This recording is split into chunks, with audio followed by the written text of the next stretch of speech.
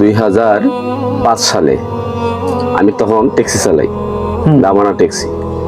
হঠাৎ করে আমি মহাখালী বাস টার্মিনালের কাছে রাত 10টার দিকে গাড়িটা পার্কিং করলাম, সাইড করলাম।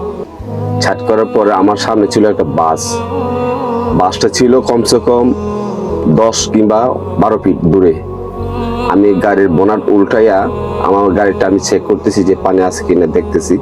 এর মধ্যে বাসের হেল্পার গাড়িতে উল্টিয়া ও গাড়ি গোসকি ব্যাগে দিছে। ব্যাগে দিয়া আমার গাড়ি তো আমার গাড়ি সহকারে চাপ মারছে। চাপ দেওয়ার পরে আমার ধাক্কা খাইয়া আমার গাড়িটা পিছনের দিকে সরে গেল। যদি না হয়তো আমার পাও জীবন একবার শেষ হয়ে যেত, 2টা পাও শেষ হইতো।